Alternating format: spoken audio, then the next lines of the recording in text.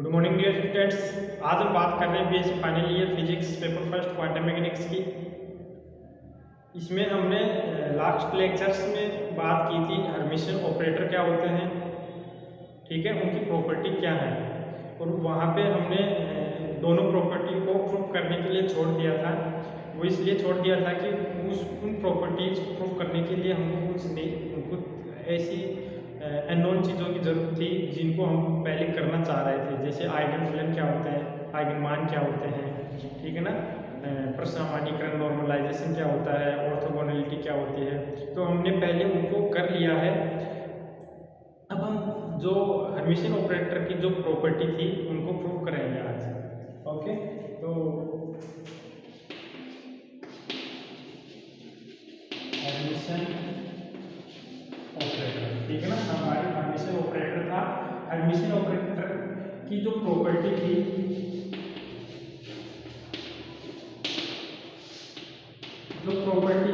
वो ये थी कि हर्मिटी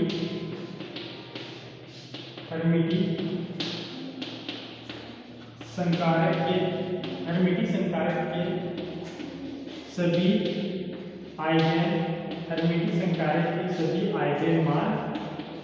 सभी आइगन मान वास्तविक होते हैं, ठीक है ना। और सेकेंड जो थी वो थी कि हर्मिटी संकारक के भिन्न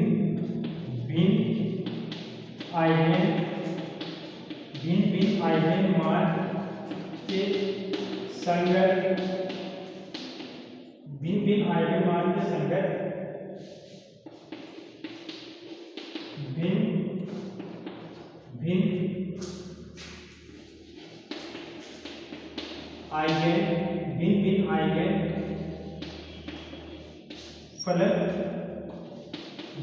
आइगन फलन लंब कोणीय होते हैं, ठीक है। तो इन दोनों को हम वन बाई वन यहाँ पे प्रूफ करते हैं। तो हम फर्स्ट लेते हैं हर्मिटी संकारक के सभी आइगन मान वास्तविक होते हैं, ठीक है। तो इसको हम ऊपर से ही स्टार्ट करते हैं। ये तो प्रॉपर्टी है, ठीक है। इस प्रॉपर्टी को यहाँ से उतार देना कि हर्मिटी संकारक के सभी आइगन मान वास्तविक होते हैं। तो इसको हम प्रूफ करते हैं, ठीक है ना। प्रूफ करने के लिए देखो हर्मिटी संकारक के लिए हम ऑलरेडी जानते हैं, ठीक है ना, क्या लिख लो, हम जानते हैं कि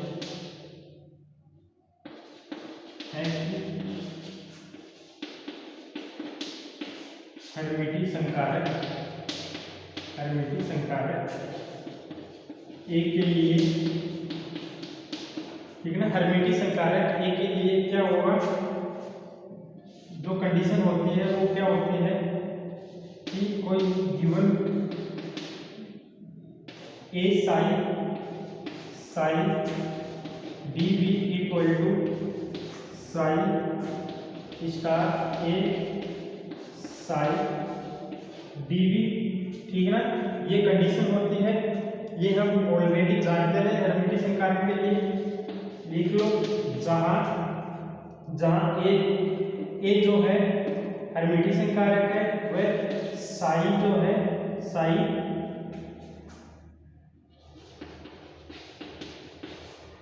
हर्मिटी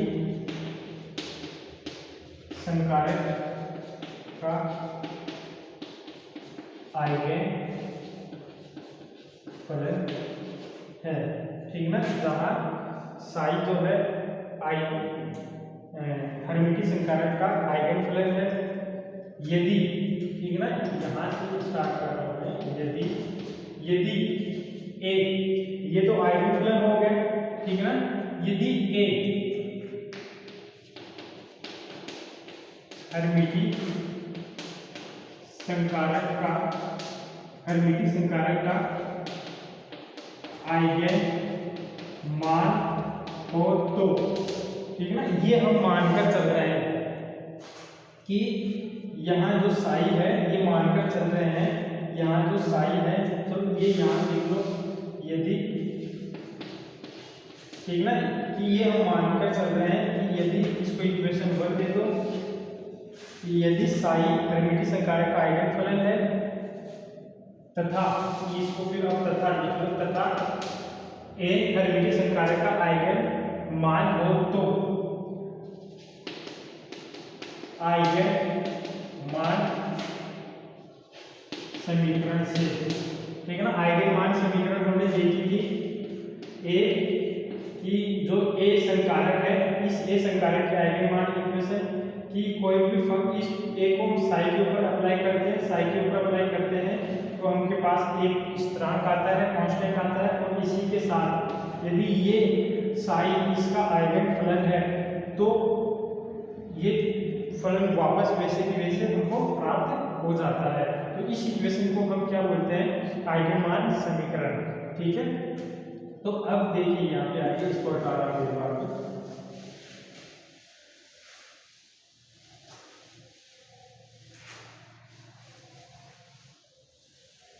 ओके।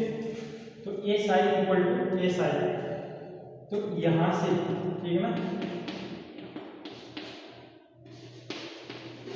समीकरण 2 से मान समीकरण 1 में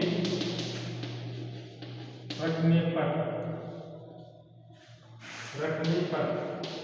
ठीक है ना, इस एक में ये यहां से ये वैल्यू यहां पे पुट करो, क्या मिलेगा आपको, ये इंटीग्रल ए साई की वैल्यू पुट करो, ए साई ये स्टार, ठीक है ना, ये साई ये डी इक्वल टू ये इंटीग्रल ये साई स्टार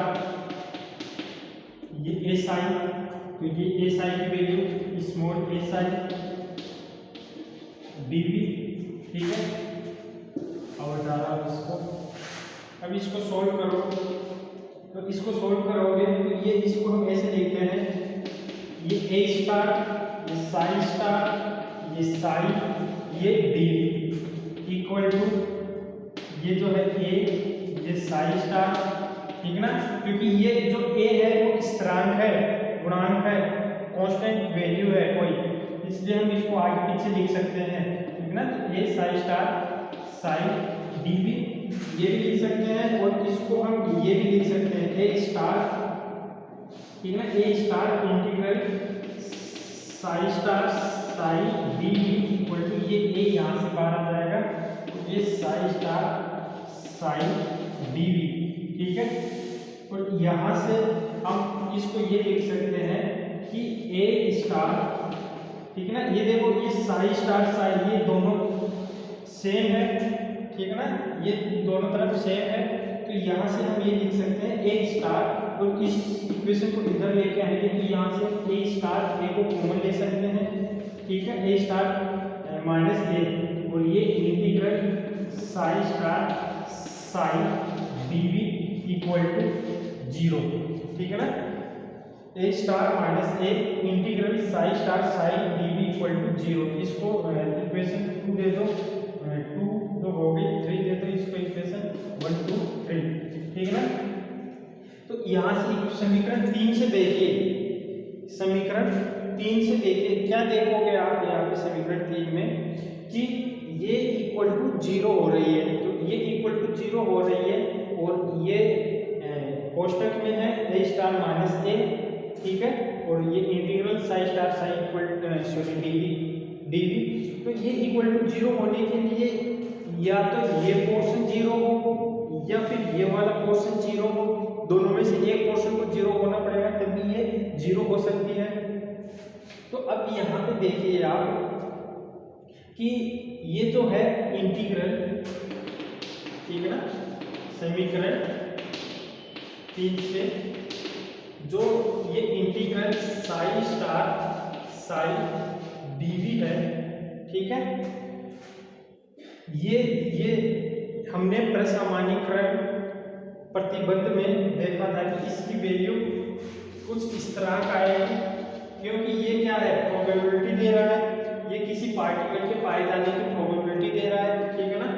तो ये प्रोबेबिलिटी स्थिरांक होगी, कुछ कांस्टेंट मान होगा या फिर 1 होगी, ठीक है ना।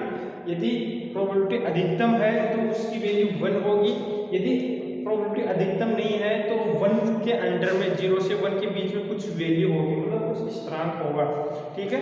तो यहाँ पे सेम स्टेट के लिए ये साई और साई ये दोनों सेम स्टेट है, ठीक है ना।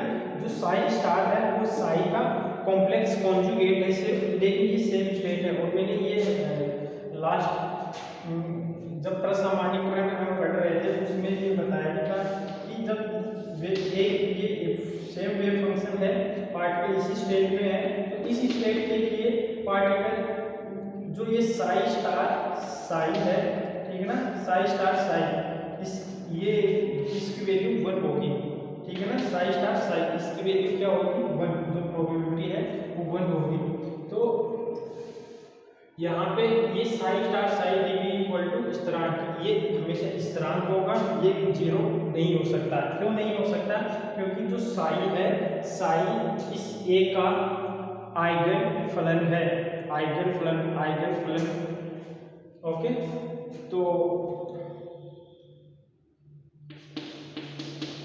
जिससे अब क्या बचा, यदि ये 0 नहीं है तो बचा क्या, ए स्टार माइनस ए, इसको 0 होना चाहिए, ठीक है ना। जो ये क्वांटिटी है A star minus A equal to 0, इसको इक्वल होना चाहिए, इक्वल टू 0 होना चाहिए, तब ये इक्वेशन 0 हो सकती है। तो देखिए यहाँ पे ए स्टार क्या है, ए का कॉम्प्लेक्स कॉन्जुगेट है। यहाँ पे जो ए स्टार जो है, ए स्टार ए का कॉम्प्लेक्स कॉन्जुगेट है, ठीक है ना, मतलब सम्मिश्र है, इसका संयुग्मी नंबर है, ठीक है। और ये A star minus A equal to 0 तब भी 0 होगा, ठीक है ना, A minus A star A equal to 0 यहाँ पे लिख लो, तब भी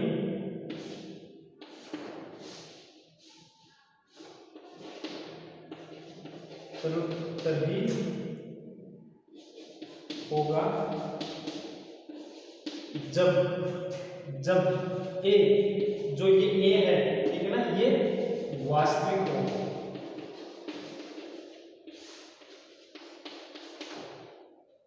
ठीक है।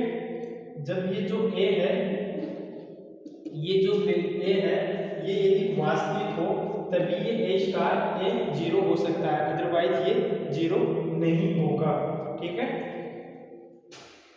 अतः ये यहाँ से हमको पता चल रहा है कि ये जो ए की वैल्यू है ये वास्तविक है, अर्थात ये ए क्या है, ये वास्तविक है। तो हम यही तो प्रूव करना चाह रहे हैं कि जो ये आइगन वैल्यू है वो वास्तविक होते हैं, अर्थात यहाँ से हम लिख सकते हैं, अर्थात जो हर्मिटियन संकारक है, हर्मिटियन संकारक के सभी